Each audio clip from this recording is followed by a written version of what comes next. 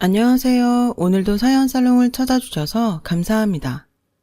저는 초등학교에서 아이들을 가르치고 있는 40대 여자예요. 결혼한 지 8년 차에 접어들고 있고 남편은 사립중학교에서 수학을 가르치고 있어요. 저와 남편은 노량진에서 임용고시를 준비하며 만났어요. 그때의 인연이 부부의 인연으로 이어졌고 저는 남편의 바르고 교사로서 아이들을 좋아하는 모습에 호감을 갖게 됐죠. 저는 사실 보람보다는 안정적인 직업으로 교사직을 택한 케이스였거든요. 그런 저에게 남편은 같은 교사로서 좋은 자극을 주는 존재예요. 그런 저지만 저에게는 정말 특별한 제자가 한 명, 아니 한 분 계세요. 바로 저희 시어머니신데요. 이번 기회에 저희 시어머니 자랑을 좀 하고 싶어서 이렇게 사연글을 보내게 되었어요. 결혼 전 남편의 집은 가부장적인 분위기와 남편의 위로 누나가 3명이나 있다는 점을 빼고는 마음에 걸리는 부분이 없었어요. 지금 생각하면 저도 경험이 없다 보니 깊이 생각하지 않은 것 같아요. 남편은 시어머님이 30살에 낳은 막둥이에요. 누나들은 그런 남편을 마치 자기 아들처럼 생각했고 집안의 장손이라며 뭐든 남편을 1순위로 생각했어요. 문제는 바로 제가 신혼여행을 다녀온 날 저녁부터 시작됐어요. 저녁때가 다 돼서 시댁에 도착한 저는 거실에 차려놓은 음식상을 보고 조금 이상하다고 생각했어요. 거실에 밥상이 2개 놓여 있었는데 크기가 한눈에 봐도 차이가 났거든요. 그리고 그 밥상 크기만큼 상차림도 차이가 나는 것 같았어요. 저는 조금 이상하다고 생각했지만 별 생각 없이 남편을 따라 큰 상 옆에 자리를 잡고 앉았는데 글쎄 저에게 시아버지는 어허, 여자는 저쪽!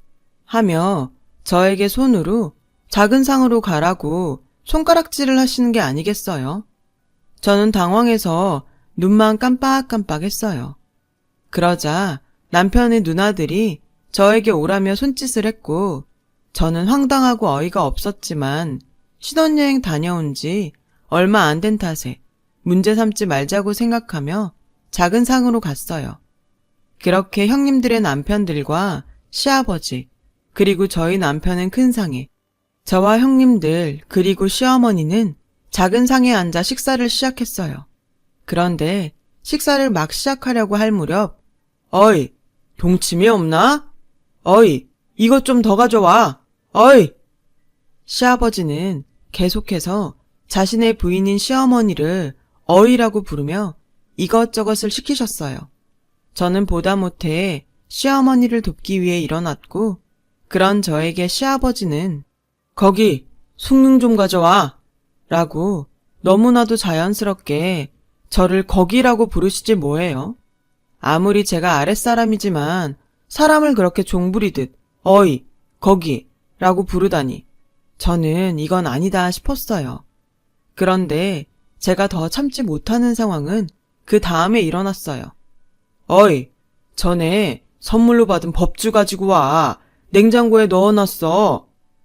시아버지는 시어머니께 술을 가지고 오라고 하셨고 시어머니는 시아버님이 말한 술을 꺼내기 위해 냉장고 문을 여셨는데 술을 못 찾으시는 듯 한참을 냉장고 안을 들여다보고 계셨어요.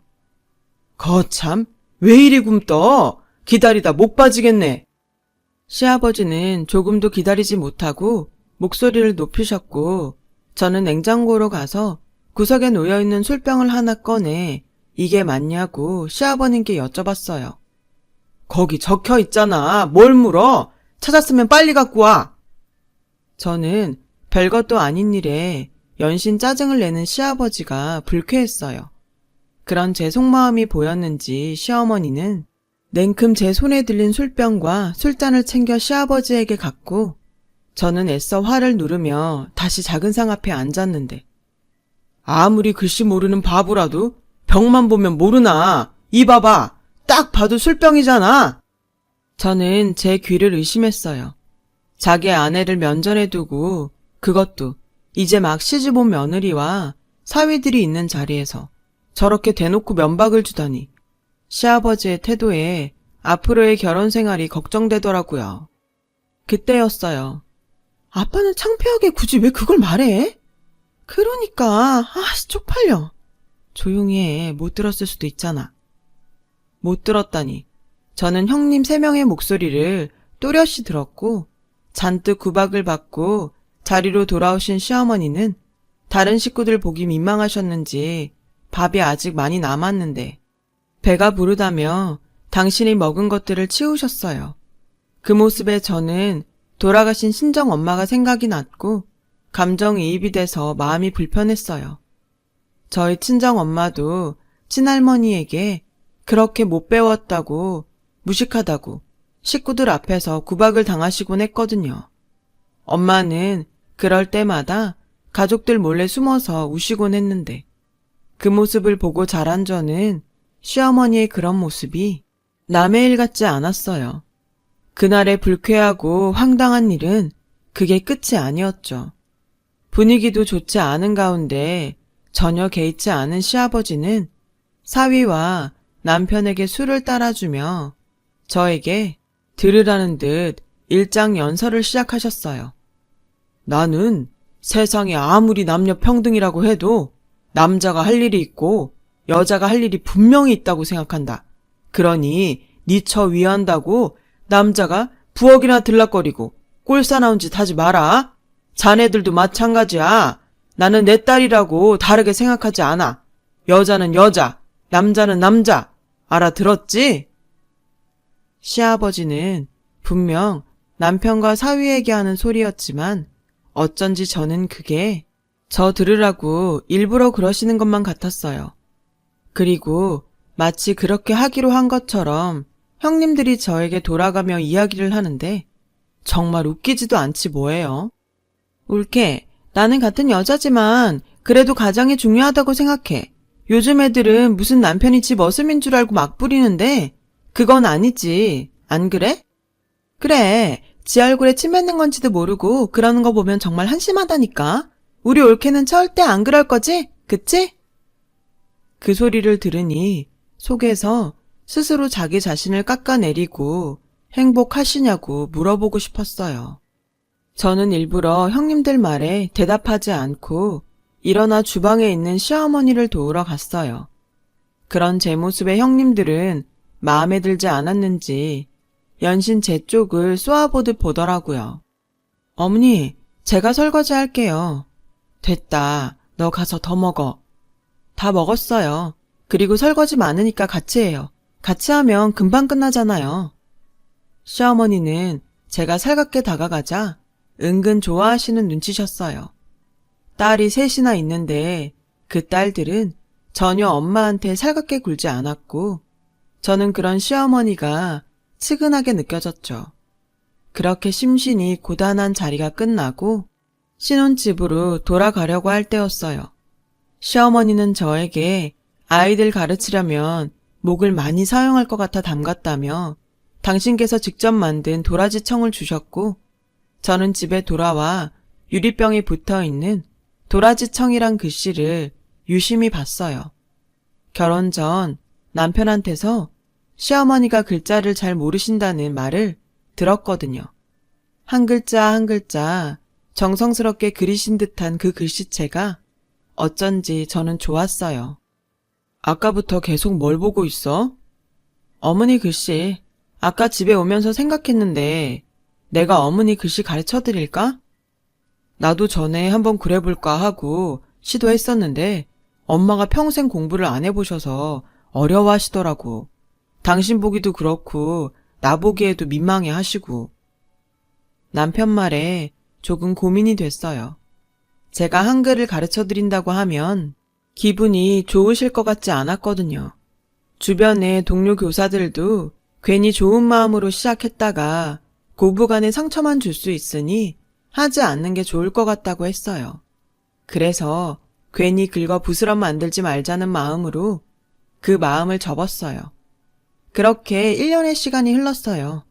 저는 임신을 했고 입덧이 끝나 좀 나아지려고 하는 시점에 무슨 이유에서인지 조상기가 있어 병원에 입원하게 되었어요. 친정엄마가 안 계시는 저에게 시어머니는 당신이 병원에서 제 간호를 도맡아 하시겠다고 하셨어요. 저는 너무 감사했는데 뜻밖의 예상하지 않은 일이 벌어졌어요. 박미영 사모님 보호자분, 이거 하나만 작성해 주세요. 라며 간호사 한 분이 저희 시어머니에게 서류 한 장을 건네셨고 그 순간 저희 시어머니는 당황한 기색이 역력했어요.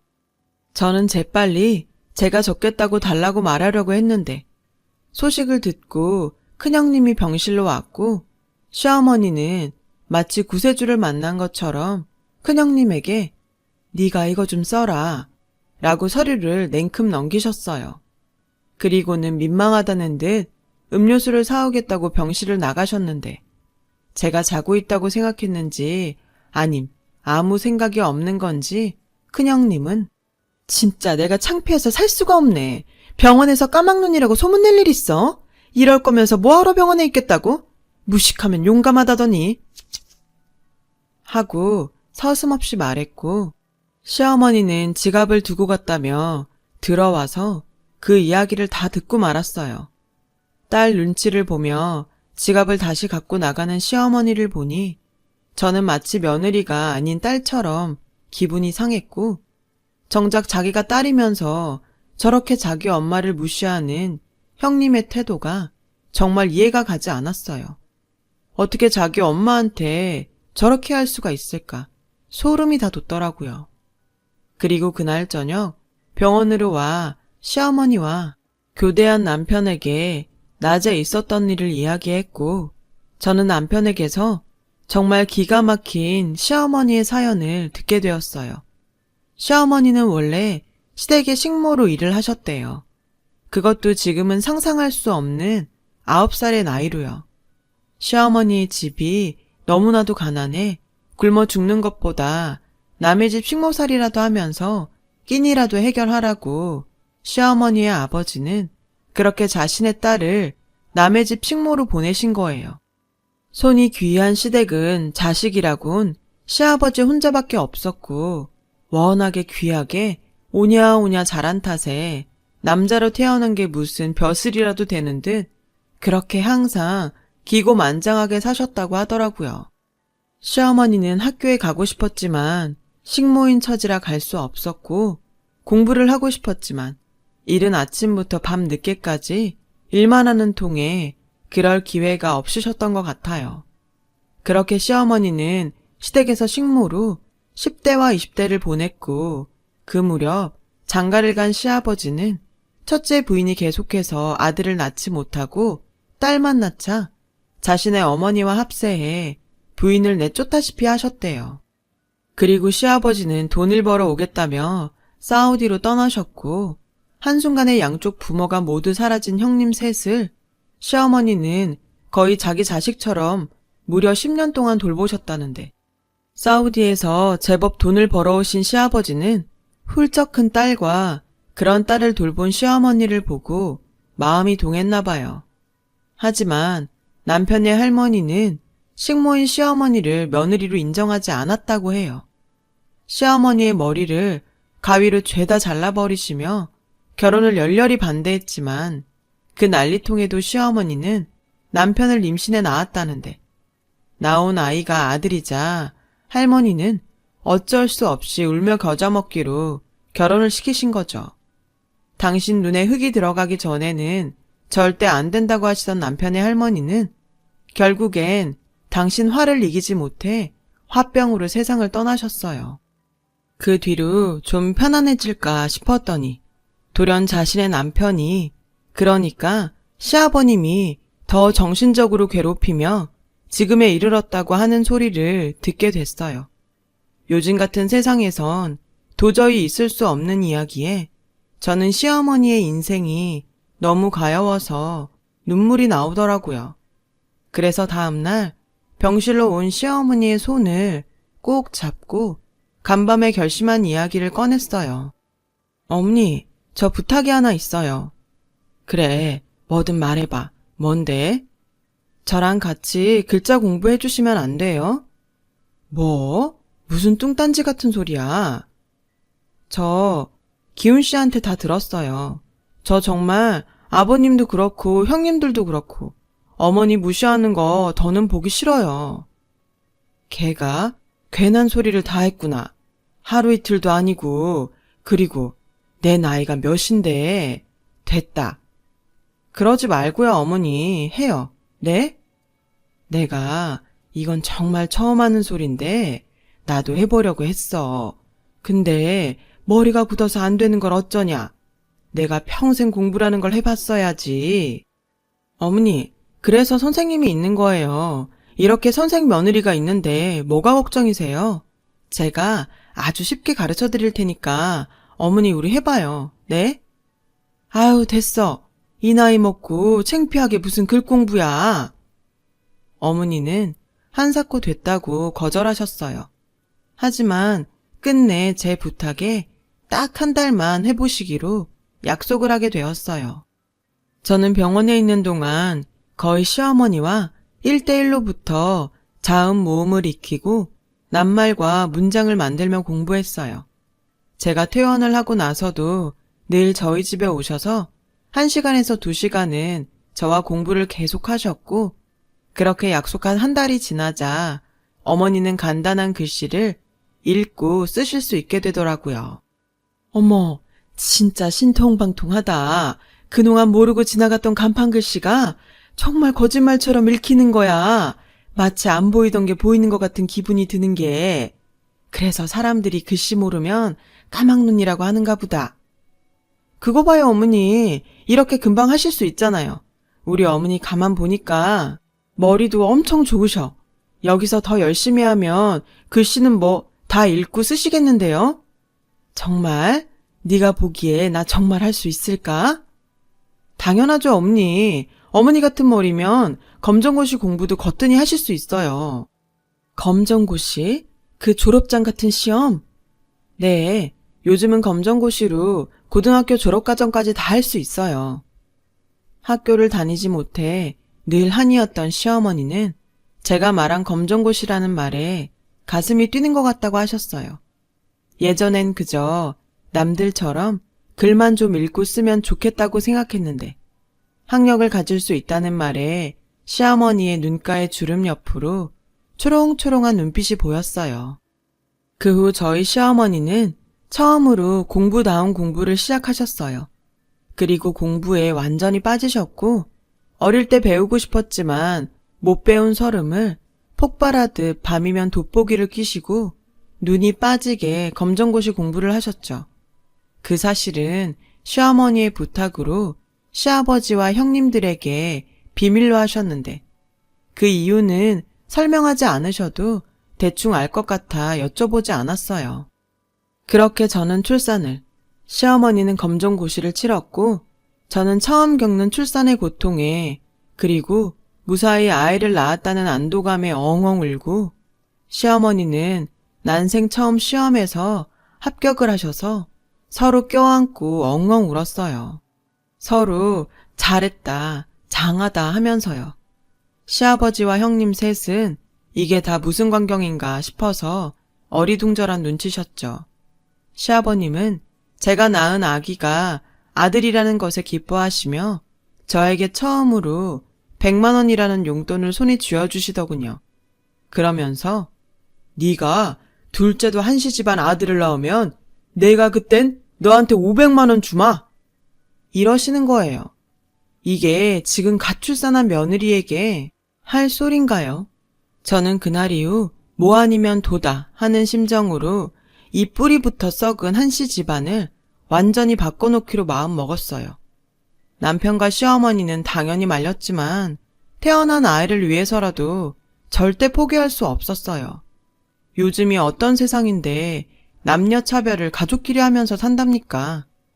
아이의 3-7일이 지나는 날, 그날은 모처럼 시댁의 식구들이 다 모여서 식사를 하기로 한 날이었어요. 저는 이때다 싶어 그 문제의 밥상 문화부터 어떻게든 바꿔야겠다고 생각했어요. 시아버지와 형님의 남편들, 그리고 저희 남편은 식사가 다 차려지기를 기다리며 각자 거실에서 시간을 보낼 때 저는 하루 전날 미리 사다 둔 더 큰 상을 펼쳐 더 푸짐한 상을 차렸어요.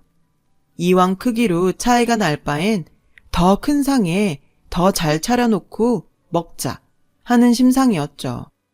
어이, 상 새로 샀어? 괜히 쓸데없이 그런데 돈을 쓰고 그래? 아버님, 이거 저희들 상이에요. 매번 좁은 상에서 먹는 게 불편해서 제가 큰 거로 샀어요. 뭐? 아무리 그래도 그렇지. 남자 상보다 더 큰 상을 사면 어떡해? 됐고, 어이, 상 바꿔. 싫어요. 이거 제가 여기서 먹으라고 일부러 산 거예요. 어디 며느리가 시아버지 앞에서 싫다는 소리를 해? 저도 사람인데 싫고 좋고가 있죠. 아버님도 싫은 건 싫다고 하시잖아요. 아니면 이 상으로 다 같이 드시는 건 어때요? 충분할 것 같은데. 어디서 남녀가 겸상을? 됐다. 난 밥 안 먹을 테니 니들끼리 알아서 해라. 시아버지는 얼굴이 빨갛게 달아올라서는 방으로 들어가셨어요. 그 모습에 형님 셋은 일제히 저를 쏘아보며 원망 섞인 말을 해대는 거 있죠.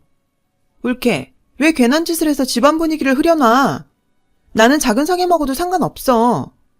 학교 선생이라 돼서는 어른들한테 그렇게 하라고 배웠어? 형님들은 그렇게 말하곤 자기네들도 밥을 먹지 않겠다며 소파로 가서 앉았어요. 저는 속으로 자기들은 집에서 남편 밥상 자기 밥상 따로 차려 먹나? 왜 여기에서만 유독 그런 걸 고집하는 거야? 라고 생각하며 아랑곳하지 않고 상을 차렸죠. 그때였어요. 방에 들어가신 시아버님이 자기 분을 못 이겨 나오셔서 제가 사온 상을 엎으셨어요. 이게 다 당신이 무식해서 그런 거야. 아무리 선생님은 뭐해? 시어머니가 까막눈에 눈치도 없어서 가르치질 못하는데. 어찌나 소리를 빽빽 지르시던지 저희 아이는 자다가 깨서 놀라 울음을 터뜨렸고 저는 계속해서 폭력적인 말을 쏟아내는 시아버지를 오늘은 도저히 참을 수 없어 한 소리 하려고 했어요. 그 찰나에 시어머니는 당신이 차리던 상을 시아버지처럼 똑같이 엎어버리시더라고요. 이 사람이 돌았나? 왜? 엎으려면 똑같이 엎어야지. 왜 그 상만 엎어요? 안 먹는다고 했으니 상관없겠네 뭐. 뭐야, 이 무식한 여편네가? 나 당신이랑 더는 안 살래요. 우리 이혼해요. 뭐? 이혼? 웃기지도 않아. 그래, 이혼 서류 갖다 주면 쓸 수는 있어? 어디 까막눈 주제에 데리고 살아주면 고마운 줄 알아야지. 이혼? 이혼 같은 소리 하네. 시어머니는 비아냥거리는 시아버지에게 싱크대 서랍에서 정말로 이혼 서류를 가지고 나오셨어요. 그리고 보란듯이 그 자리에서 자기 몫의 빈칸을 채워 나가시는데 그 모습을 본 시아버지와 형님들은 깜짝 놀라 입을 다물지 못했어요. 그리고 정신을 차린 시아버지는 시어머니가 쓰고 있는 이혼 서류를 빼서 들고 종이를 푹푹 찢으셨는데 이럴 줄 알았다는 듯 방에 들어가시더니 뭔가 보자기에 쌓인 것을 가지고 나오셨어요. 이혼 서류가 한 뭉치 있더라고요. 시어머니는 한눈에도 많아 보이는 이혼 서류들에 연신 빈칸을 채워 나가셨어요. 반복적으로 종이를 찢어버리시는 시아버지와 계속해서 새로운 이혼 서류에 빈칸을 채우시는 시어머니. 시아버지는 이내 지쳐 그 자리에 털썩 주저앉으셨고 연신 꾹꾹 눌러 이혼 서류를 작성하는 시어머니를 황당한 얼굴로 쳐다보셨어요. 내가 정말 당신과 헤어지고 싶을 때마다 모아놓은 이혼 서류예요. 당신 말대로 내가 까막눈이어서 이거 하나를 못 썼어요. 이게 뭐라고. 나는 뭐 당신이 기라면 기고 당신이 죽으라면 죽으라고 하는 사람이에요? 어릴 때 식모로 들어왔으니 함부로 대해도 되는 거예요? 나도 이제 당신 같은 남편 필요 없어요. 그리고 니들, 나는 적어도 너희들을 진짜 내 딸로 생각했어. 그런데 니네들은 한 번도 날 진짜 엄마라고 생각하지 않더라. 지 아버지 따라 못된 것만 배워서 앞으로 니네들끼리 잘 먹고 잘 살아. 내가 이놈의 집구석 얼마나 잘 사나 두고 볼 거야. 민영아 가자. 그거 너 치울 거 없다. 여기 있는 이기적이고 무식한 것들이 치우겠지. 시어머니는 그 길로 짐을 싸서 집을 나오셨어요. 저야 당연히 시어머니 편이니 시어머니를 따라 나왔죠. 그 후 시어머니는 시아버지 보란 듯이 이혼 소송을 통해서 위자료까지 두둑히 챙기며 황혼 이혼에 성공하셨어요. 남편은 굳이 이혼까지 하셔야 하냐며 시어머니를 말렸지만 저는 시어머니의 선택을 지지했어요. 누군가는 집안에 며느리가 잘못 들어와 시부모님을 갈라서게 했다고 손가락질 할지도 모르지만 저는 시어머니가 자신의 행복을 위해 용기를 내신 것에 오히려 감동을 받았어요. 집을 나오신 시어머니는 저희 집에서 지내시며 저희 아이 육아도 도와주시고 다음 공부를 이어가셨어요. 힘드시니 천천히 하자고 해도 한사코 다음 과정을 패스해야 한다고 그 열의가 정말 말도 못했어요. 그 결과 시어머니는 3년 만에 목표하던 고등학교 과정을 모두 끝내셨어요. 중간에 불합격을 받은 날도 있었지만 시어머니는 끝까지 포기하지 않으셨고 마지막 검정고시에 합격하는 날 평생의 한을 풀었다고 제 손을 붙잡고 펑펑 우셨어요. 저도 덩달아 어찌나 울었던지 다음날 출근해야 하는데 눈이 너무 빨개서 창피할 지경이었죠. 전 시어머니에게 늦지 않았으니 지금이라도 이루고 싶은 꿈을 꾸시라고 말했어요. 이왕 시작한 공부 대학까지 가셔도 되고 아니면 되고 싶은 직업에 도전하셔도 된다고 했더니 저희 어머니 하시는 말이 있잖아, 난 영어를 그렇게 배우고 싶더라. 외국에 나가서 거기 나라 사람들이랑 친구도 되고 싶고 혼자 막 자유롭게 여행하면서 글도 쓰고 싶어. 왜 요즘 블로그? 그런 거 있잖아. 저는 또다시 초롱초롱한 눈빛을 보이며 당신이 하고 싶은 것에 관해 이야기를 하는 시어머니를 보고 지지하지 않을 수 없었어요. 그래서 그 후로 저는 영어학원에 시어머니를 등록해 드렸고 그렇게 딱 1년을 공부하신 시어머니는 호주로 떠나셨어요. 제가 왜 하고 많은 나라 중에 호주냐고 물었더니 거기 캥거루가 정말 그렇게 주머니에 지 새끼를 넣고 뛰어다니는지 궁금해서 라고 하셨어요. 이유가 어쨌건 시어머니는 당신의 첫 번째 꿈을 위해 비행기에 오르셨고 남편과 저는 부디 건강만 하시고 연락 자주 주시라고 신신당부했어요. 지금 저희 시어머니는 여행 블로그를 잘 운영하시면서 아직도 긴 여행에서 돌아오지 않고 계세요. 블로그에 보면 꽤 팬이 많아요. 거기 사진이며 글솜씨까지 정말 이젠 제가 거꾸로 시어머니에게 컴퓨터 활용 능력을 배워야 할 판이에요. 저는 저희 시어머니를 보며 나이는 정말 숫자에 불과하구나. 꿈을 꾸는 사람이 이루는 거구나 하는 진리를 다시금 깨달아요. 아, 그리고 얼마 전 저희 시아버지는 가지고 계시던 당뇨와 고혈압, 고지혈증 등등의 지병으로 남은 재산을 털어 요양원에 자진해서 입소하셨어요. 시어머니가 집을 나가고 형님들도 발길을 뚝 끊었고 결국 외롭게 당신의 말년을 요양원에서 보내시는 시아버지를 보면 정말 사람은 마음보를 착하게 먹어야 한다는 생각을 하게 되네요. 부디 저희 아들은 할아버지를 닮지 말고 할머니를 닮길 바라며 지금까지 저의 긴 이야기 들어주셔서 감사합니다. 여러분 모두 행복한 꽃길만 걸으세요. 여러분, 사연 댓글에 응원과 현명한 조언 부탁드려요. 좋아요와 구독은 저에게 큰 힘이 됩니다. 오늘도 좋은 일 가득하세요.